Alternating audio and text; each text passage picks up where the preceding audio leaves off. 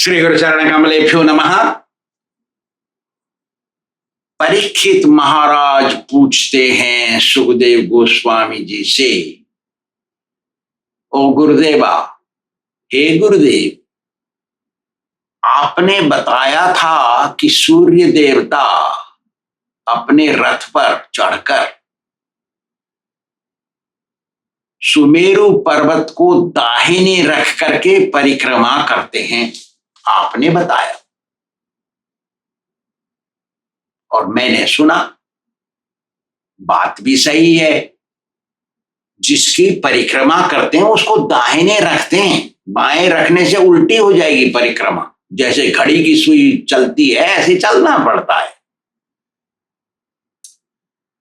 लेकिन हे गुरुदेवा, ऐसा पता लगता है कि कभी कभी ये बाईं तरफ रखते हैं। माउंट सुमेरु पर्वत को कभी कभी ऐसा लगता है कि बाएं रखते हैं, तो मेरी समझ में नहीं आ रहा है, थोड़ा मेरा संदेह निवारण करिए गुरुदेव। ऐसा प्रश्न पूछा। तब सुखदेव गोस्वामी बोले, अरे राजा, ऐसा नहीं है। हर समय सर्वकाल सर्वदा सूर्यदेव सुमेरु पर्वत को दाहिने ही रखते हैं और परिक्रमा करते हैं। कभी कभी ऐसा प्रतीत होता है कि वो बाएं रख रहे हैं, लेकिन ऐसा नहीं है। ऐसा क्यों प्रतीत होता है? क्योंकि सूर्य के साथ दूसरे भी ग्रह हैं जो परिक्रमा कर रहे हैं, और जो वो परिक्रमा करते हैं और सूर्य भी परिक्रमा कर रहे हैं, तो इनकी जो स्पीड है, चाल अलग अलग स्पीड है ना, इसलिए कभी कभी ऐसा लगता है। देखो, मैं बताता हूं उदाहरण से, सुनो परीक्षित। सुखदेव गोस्वामी बोलते हैं, मैं उदाहरण देता हूं, बोल रहे हैं सुखदेव जी। उदाहरण से तो सबको समझ में आ जाना चाहिए, बात भी सही है, तो बोल रहे हैं जैसे कुम्हार का चाक चलता है ना, चक्र, कुम्हार का जो चाक है ना वो चलता है, घुमाता है वो, और उसके ऊपर यदि चींटी बैठी है या कोई प्राणी बैठा है, उसकी भी चाल है। बोल रहे हो, सुखदेव जी बोल रहे हैं। अरे जो शुरू किया उसको चलाने से पहले उसमें चींटी है, तो वो चींटी भी चल रही है, लेकिन वो घूम रहा है। चक्र का तो स्पीड एक ही है, लेकिन चींटी का स्पीड भी अलग है चक्र से। वो चाक की स्पीड से चींटी की स्पीड अलग है। तो कभी वो चींटी इधर दिखाई देती है, कभी उधर दिखाई देती है, कभी इधर दिखाई देती है, कभी उधर दिखाई देती है। ऐसे ही ऐसा लगता है कि जब स्पीड से चल रहे हैं सूर्य देवता और दूसरे ग्रह चल रहे हैं अलग स्पीड से, परिक्रमा कर रहे हैं एक ही चीज की, तो कभी ऐसा लगता है कि सुमेरु पर्वत बाईं तरफ हो गया, ध्रुवलोक। ऐसा नहीं है, हर समय दाहिने रहता है। भगवान स्वयं सूर्य रूप धारण करते हैं और दुनिया को प्राण देते हैं, सबकी जिंदगी बचा के रखते हैं, सबकी प्राण, शरीर में जान आती है सूर्य की रश्मि से। इसलिए वेद और वेद के जानकार ऋषि मुनि ये सब जानना चाहते हैं कि ये जो स्पीड दिखाई देती है सूर्य की, कभी बाएं करके सुमेरु को कभी दाहिने करके चल रहे हैं, इसको समझने के लिए, समझाने के लिए वो प्रयत्न करते हैं, तब ऐसे समझ में आता है कुम्हार के चाक के से। वेदों ने सूर्य की चाल के पूरे चाल को संवत्सर कहा है। संवत्सर में 12 महीने बनाए हैं और 6 ऋतुएं बनाई हैं, और 6 ऋतुओं में उनके गुण भर दिए हैं। जैसे ठंड में तो ठंड ही गुण भर दिया उसके अंदर, गर्मी में पसीना गर्म भर दिया है, बरसात में पानी भर दिया है, ऐसे। एक ऋतु में उनके गुण भर दिए हैं भगवान ने। और जो प्राणी होते हैं इस दुनिया में अपने वर्णाश्रम के अनुसार अपने नियम पालन करते हुए यज्ञ आदि अनुष्ठान करके देवताओं को पूजते हैं, लेकिन उनमें बहुतेरे दो सौभाग्यशाली होते हैं जो भगवान की भक्ति करके भगवान को संतुष्ट करते हैं। वो भक्ति करके उनके लक्ष्य को प्राप्त कर लेते हैं। ऐसे दो प्रकार के प्राणी इस दुनिया में रहते हैं। जो यज्ञ आदि अनुष्ठान करके स्वर्ग जाते हैं उनका दोबारा जन्म होता है, लेकिन जो भागवत और नारद पंचरात्र का अनुसरण करके भगवान कृष्ण की भक्ति करते हैं वो स्वर्ग नहीं जाते, वो वैकुंठ जाते हैं। वो दोबारा इस संसार में जन्म नहीं लेते हैं। वही सौभाग्यशाली हैं दोनों में से। सूर्य देवता स्वर्ग और पृथ्वी के बीच में चलते हैं। इसको कहते हैं अंग्रेजी में आउटर स्पेस और संस्कृत भाषा में आकाश मंडल। आकाश मंडल में चलते हैं, तो टिकते नहीं कहीं पे। और 12 महीने इस संवत्सर के अंग हैं। अंग और चंद्रायण के हिसाब से 12 महीने को 12 राशि बता दिए। चैत्र महीने को मेष कहते हैं चंद्रायण गिनती में। सौरमान और चंद्रमान दो होते हैं इसमें। तो चंद्रायण के हिसाब से जब चलते हैं तो शुक्ल पक्ष देवताओं का दिन कहा जाता है और कृष्ण पक्ष पितरों का दिन कहा जाता है। लेकिन सौरमान से उसमें एक घड़ी का फर्क पड़ता है। गिनती में एक घड़ी का मतलब 24 मिनट 25 मिनट का फर्क पड़ता है। तो 24 मिनट 25 मिनट अगर जो फर्क पड़ता है साल भर में गिनती करेंगे वो 4 साल में 13 महीने का एक साल पड़ता है। उसको कहते हैं लौंद का महीना। अंग्रेजी में लौंद के महीने में एक ही दिन एक्स्ट्रा होता है ज्यादा, तो वो फरवरी में ही होता है, दूसरे महीने में नहीं होगा वो। लेकिन संस्कृत भाषा में सौरमान की गिनती में कोई सा भी महीना अधिक मास हो जाएगा और अधिक मास जो बीच में पड़ेगा एक महीने के बीच में और किसी भी महीने में पड़ सकता है, वो 13 महीने का होगा। सौरमान के हिसाब से एक दिन में एक घड़ी का फर्क पड़ता है। एक घड़ी का चौथे साल में 30 दिन हो जाते हैं, इसलिए वो लौंद का महीना होता है अधिक मास।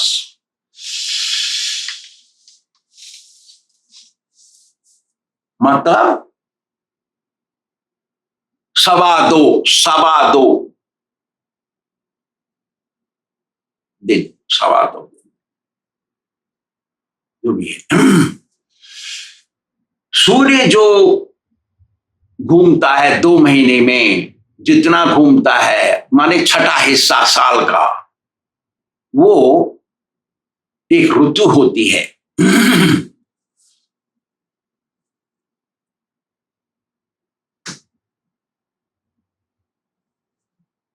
और जो 6 महीने घूम लेते हैं उसको अयन कहते हैं। उत्तरायण दक्षिणायन, साल भर को उत्तरायण दक्षिणायन एक साल कहते हैं, लेकिन 6 महीने को एक अयन कहते हैं।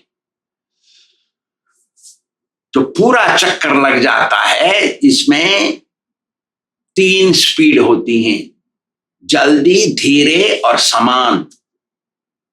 जब जल्दी चलता है सूर्य तो रात बढ़ती है और जब धीरे चलता है तो दिन बढ़ता है और जब समान चलता है तो रात दिन समान रहती हैं। इसी का नाम संवत्सर है, लेकिन अलग अलग जगह पर अलग अलग नाम से भी जाना जाता है।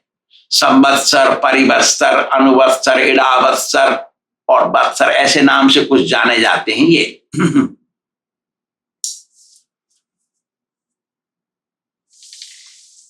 अच्छा, इंदुर्दुलक्ष कुमुदस्सतोई, सूर्य से 1,00,000 योजन ऊपर, मतलब 8,00,000 मील ऊपर चंद्रमा है। चंद्रमा का स्पीड बहुत ज्यादा है सूर्य से, वो अधिक जल्दी चलते हैं। मतलब जो सूर्य एक साल में जितनी दूरी चल देते हैं वो 1 महीने में चल देते हैं, ऐसा है चंद्रमा। चंद्रमा से 3,00,000 योजन ऊपर है नक्षत्र।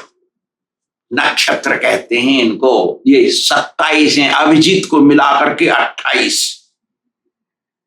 ये 24,00,000 मील ऊंचे हैं चंद्रमा से अभिजीत।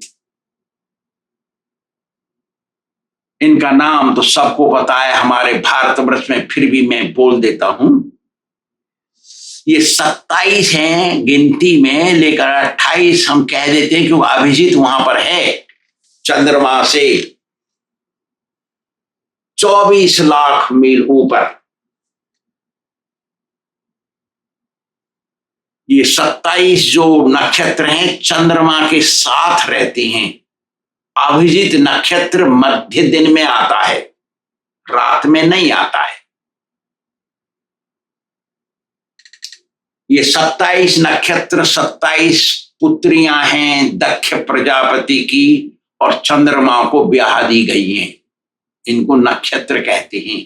इनका नाम है अश्विनी, भरणी, कृत्तिका, रोहिणी, मृगशिरा, आर्द्रा, पुनर्वसु, पुख्या, अश्लेखा, माघा, पूर्वा, फाल्गुनी, उत्तरा, फाल्गुनी, हस्ता, चित्रा, स्वाति, विशाखा, अनुराधा, मूला, उत्तराषाढ़ा, पूर्वाषाढ़ा, श्रावण, पूर्वाषाढ़ा, उत्तराषाढ़ा, श्रावण, धनिष्ठा, शतभिषा, पूर्वा भाद्रपद, उत्तरा भाद्रपद, रेवती।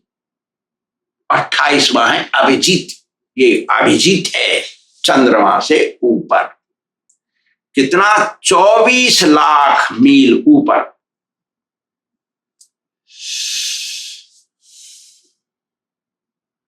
अब हमारे वैज्ञानिकों ने प्रचार कर दिया है कि वो स्पुतनिक एक प्रकार की मशीन होती है, वो सीधी ऊपर उड़ती है, उसमें बैठ करके चंद्रलोक चले गए।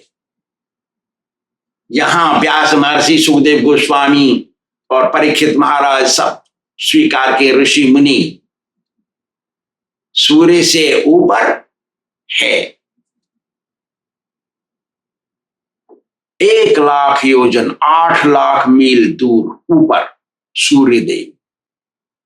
और सूर्य का अंश है अग्नि, जो पृथ्वी में रोटी बनती है, फैक्ट्री में चलती है अग्नि। फैक्ट्री में बर्तन में डाल देते हैं लोहा और नीचे से जलाते हैं अग्नि, वो पानी हो जाता है लोहा।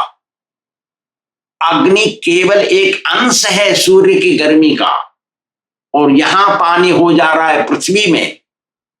तो जब इनकी स्पुतनिक मशीन जाती है, उसमें लोग बैठे हैं, जाती है तो सूर्य लोग पार करना पड़ेगा। इंदुर दुलक्ष कुमुदस्सतोई 2,00,000 योजन है ऊपर, मतलब 16,00,000 मील दूर, माने सूर्य से डबल। सूर्य तो 8,00,000 है, तो सूर्य को पार करना पड़ेगा। तो इनका तो स्पुतनिक तो पानी बन जाएंगे, सब मर जाएंगे वहां पे। तो कैसे गए वो चंद्रलोक, और वहां से एक छोटा पत्थर उठा के ले आए यहां पे, और करोड़ों करोड़ों करोड़ों करोड़ों डॉलर खर्च कर दिए। एक छोटे से पत्थर लाए। कैसे चले गए, कैसे आ गए? अरे जाएंगे कैसे? देखिए त्रेता युग में जटायु और संपाति दो भाई थे गृध्र। तो संपाति छोटा था, जटायु बड़ा था। चले सूर्यलोक देखने के लिए, क्या है वहां। जब थोड़े नजदीक पहुंचे तो जलने लगे वो।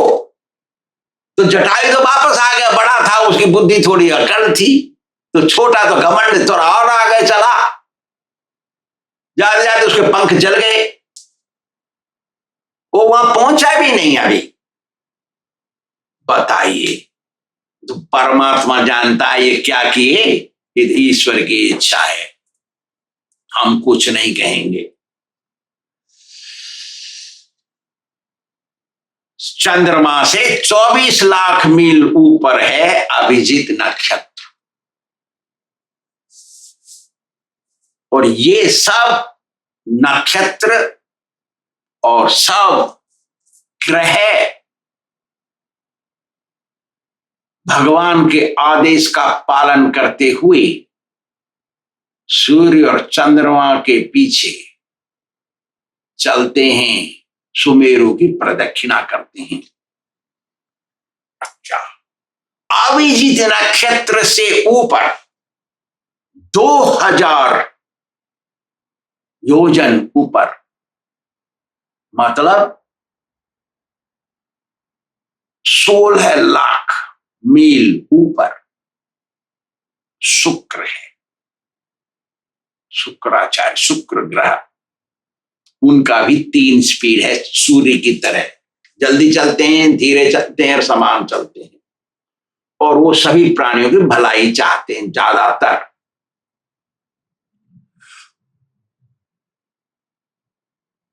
उसके ऊपर 2 लाख योजन, मतलब 16 लाख मील ऊपर शुक्र से बुध बैठा है।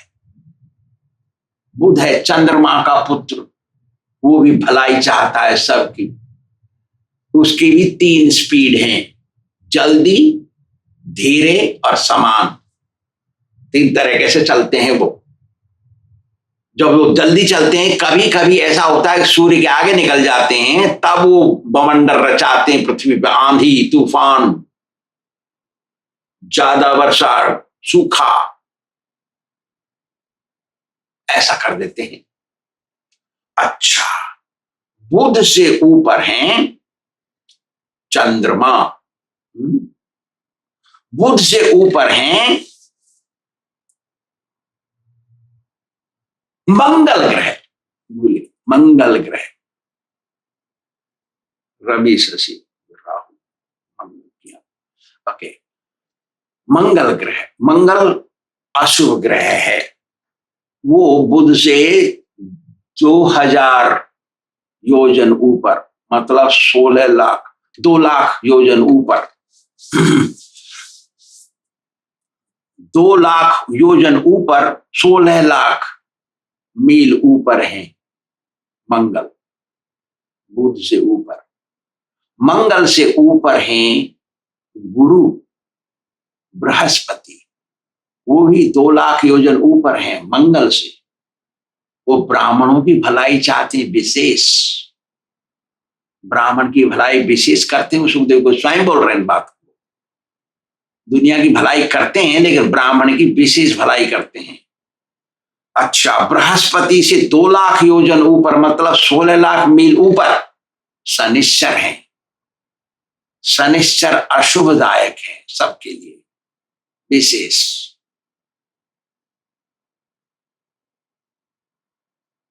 अशांति, अशांतिदायक, वो सबसे ऊपर के ग्रह हैं। इनसे 11 लाख योजन ऊपर, शनिश्चर से, शनिश्चर सबसे ऊपर ग्रह है। शनिश्चर से 11 लाख योजन ऊपर, मतलब 88 लाख मील ऊपर सप्तऋषि हैं। सप्तऋषि 4 खटपाए, 4 खटिया के पाए की तरह 4 हैं, 3 पीछे हैं, ऐसे रहते हैं वो। खटिया की तरह सामने 4 पाए और 3 पीछे पूंछ की तरह। 7 सप्तऋषि हैं ये, उत्तर दिशा में दिखाई पड़ते हैं आकाश में। और वो प्रतिदिन ध्रुव की परिक्रमा करते हैं, ध्रुव लोक की। इस प्रकार सारे लोक, सारे ग्रह, सारे प्रदक्षिणा करते हैं सुमेरु की, भगवान के आदेश का पालन करते हुए। सुखदेव गोस्वामी इतना बताए परीक्षित महाराज को। श्री राधा गोविंद भगवान की जय।